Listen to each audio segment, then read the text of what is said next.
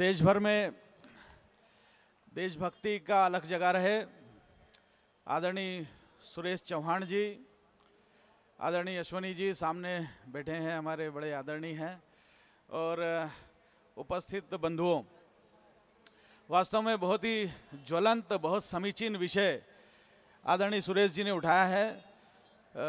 आदरणीय वीरेंद्र जी हमारे हिमाचल से सांसद आए हैं, मैं उनका स्वागत करता हूं। मंच पर आमंत्रित कर रहे हैं सुरेश जी, आप इधर से, भाई साहब इधर से। बहुत समीचित, बहुत ज्वलंत विषय आदरणीय सुरेश जी ने उठाया है, और ये विषय आज उठाने की बजाय बहुत पहले उठाया जाना चाहिए था। निश्चित रूप से आज हमारे जितने सुधार हैं और जितने भी शासन के काम हुए हैं, वो तब तक परिणाम तक नहीं पहुंच सकते जब तक कि मूल बिंदु को हम नहीं उठाएंगे, और वो मूल बिंदु है हमारी जनसंख्या।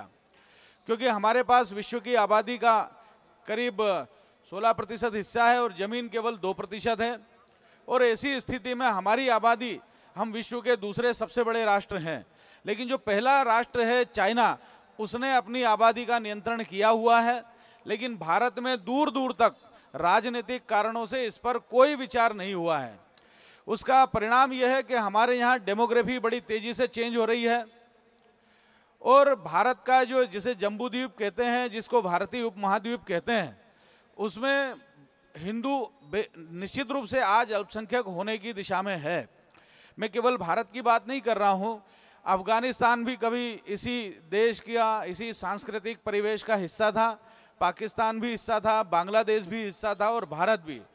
यदि अफगानिस्तान, पाकिस्तान, बांग्लादेश और भारत में रह रहे जो अन्य धर्म के लोग हैं, जो कन्वर्टेड हुए हैं, अगर उनको जोड़ें तो निश्चित रूप से आज हमारी स्थिति लगभग 50-50 होने आ रही है, अगर पूरे क्षेत्र को देखें तो। एक बड़ा विषय है, लेकिन इसको छोड़ करके भी यदि हम बात करें तो इस देश का यदि विकास करना है तो हमें आबादी के नियंत्रण की ओर जाना पड़ेगा।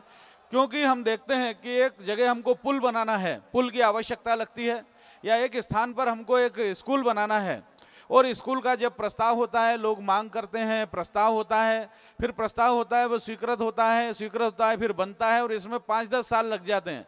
लेकिन 5-10 साल में इतनी आबादी बढ़ जाती है कि वो स्कूल जो है वो अपर्याप्त हो जाता है। उसी तरह जितने संसाधन हैं वो अपर्याप्त हो जाते हैं। हम देखें कि दुनिया भी अब इस बोझ को सहने को तैयार नहीं है।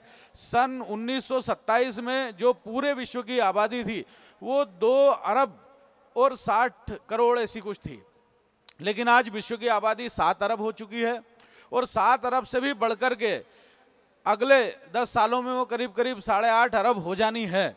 और ऐसी स्थिति में, और न केवल ये आबादी हो जानी है, लेकिन बहुत तेजी से ऐसे लोगों की संख्या बढ़ रही है जो विध्वंस फैलाना चाहते हैं, या फिर जिनका उद्देश्य उनके अपने धार्मिक कारणों से यह है कि हमारे लोग ही चारों तरफ हो, और हम ही पूरी दुनिया में, ये दुनिया जो है किसी खुदा ने बनाई, और हम उसी को जो है पूरी दुनिया पर केवल हम ही दिखना चाहिए। तो ये जो विस्तारवादी दृष्टि है, ये देश में, इस पूरे दुनिया में रक्तपात को बढ़ावा देगी। और ये जो ही की संस्कृति, कि हम ही की संस्कृति इस विश्व में बहुत बड़ा रक्तपात लाने की संभावना बना सकती है।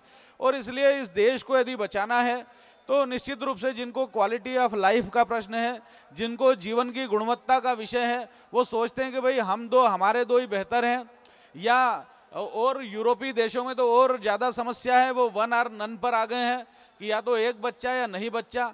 ऐसी स्थिति में ये समस्या केवल भारत में नहीं है, ये समस्या यूरोप में भी है। बड़ी संख्या में मध्य पूर्व से जो शरणार्थी यूरोप में गए, उन्होंने वहाँ की डेमोग्राफी चेंज करने का काम किया है। हम फ्रांस की स्थिति देख सकते हैं कि फ्रांस में दंगे होने लगे जो यूरोपीय देशों में कहीं देखने में नहीं आता। क्यों? क्योंकि वहाँ जो लंबे समय उपनिवेश में रहने वाले लोग गए, और कॉलोनीज जैसे लोग गए, वो नौकर बना के ले गए उनको, उनसे काम करवाया खेतों में। लेकिन अब उनकी आबादी इतनी बढ़ गई है कि वहाँ पर भी सांप्रदायिक दंगे होने लगे हैं। आपको याद होगा पिछले 2-3 साल पहले 1 महीने तक फ्रांस में कारें जलती रही थी। वो कौन थे, उनके पीछे ये देखना पड़ेगा। तो हमारे देश को यदि आज इस स्वरूप में बचाना है, और ना केवल बचाना बल्कि प्रगति करना है, उन्नति करना है, देश को समर्थ और संपन्न देश बनाना है, तो निश्चित रूप से हमें आबादी के नियंत्रण की ओर जाना पड़ेगा। यह भी देखा गया है कि बांग्लादेश से जिस तरह लोग आ रहे हैं, क्योंकि हमारे जो पड़ोसी देश है उनसे में कोई कॉन्सेप्ट नहीं है आबादी के नियंत्रण का, वो धार्मिक कारणों से भी हो सकता है, इसलिए वो पैदा करते हैं भारत की ओर आ जाते हैं, पैदा करते हैं भारत की ओर आ जाते हैं। लेकिन जब एक व्यक्ति आता है पाकिस्तान या बांग्लादेश से, तो केवल व्यक्ति नहीं आता है, वो साथ में अपने आप में वो मानव बम भी होता है। वो कोई पढ़ा लिखा आदमी नहीं होता, वो कोई मानव संसाधन नहीं होता है, वो कोई डॉक्टर इंजीनियर नहीं होता। वो यहाँ आकर के अपनी हमारे देश की परेशानियां बढ़ाता है, और हमारा जो गरीब आदमी है उसका हिस्सा वो खाने लगता है। अगर जो नौकरी है, छोटे छोटे काम है, सब्जी है, ये तमाम ठेले हैं, इन पे आप देखेंगे तो धीरे धीरे बाहर से आने वाले लोग वो कई स्थान पर, खासकर जो हमारे सीमावर्ती क्षेत्र है वहाँ वो स्थापित हो गए। यहाँ के लोगों को उन्होंने अपदस्थ कर दिया है, दूर कर दिया है, बाहर कर दिया है। तो ये बहुत बड़ी समस्या इस देश के सामने है और इससे निपटना पड़ेगा। राजनीतिक शक्ति की भी आवश्यकता है। मैं यह भी कहना चाहूँगा कि हमारी भारतीय जनता पार्टी ने बहुत स्पष्ट तौर पर कहा है कि भारत, जो पाकिस्तान, बांग्लादेश और अफगानिस्तान, उस तरफ से कोई भी यदि हिंदू, बौद्ध और सिख आता है तो उसको इस देश में नागरिकता दी जाएगी। और इसलिए उन्होंने एक सिटीजनशिप अमेंडमेंट बिल भी पास किया है, लेकिन लोकसभा में पास होने के बाद वो राज्यसभा में रुक गया है, क्योंकि वहाँ पर कांग्रेस का बहुमत है, वहाँ पर दूसरी पार्टियों का बहुमत है, और ऐसी स्थिति में वो अमेंडमेंट बिल पास नहीं हो पाया। अभी फिर वो स्टैंडिंग कमेटी में है और फिर लोकसभा में आएगा। लेकिन हम वहाँ रहने वाले हिंदू, सिखों और बौद्धों की चिंता तो करेंगे, लेकिन ये जो योजना पूर्वक भारत का डेमोग्राफी चेंज करने के लिए, जनसंख्यिकीय संतुलन चेंज करने के लिए आ रहे हैं, इनको सावधान रहने की जरूरत है, इनसे सावधान रहने की जरूरत है।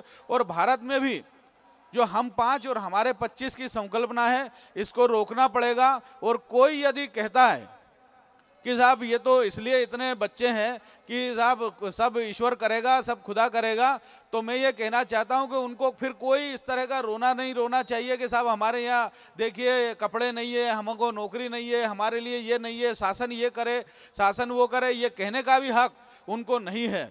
ऐसी स्थिति में ये कहना चाहूँगा कि बहुत अच्छा प्रयास भाई सुरेश चौहान जी कर रहे हैं। हम हमेशा सुरेश जी आपके हर काम में, चाहे हम पहली बार मिल रहे हों, लेकिन हर काम को हम बारीकी से देखते हैं, आपके प्रति सम्मान और श्रद्धा रखते हैं। आप इसी तरह आगे बढ़े रहें, आप आगे बढ़ेंगे, आपके पीछे हमको आप सदा पाएंगे। मैं बहुत धन्यवाद करता हूं, आभार करता हूं।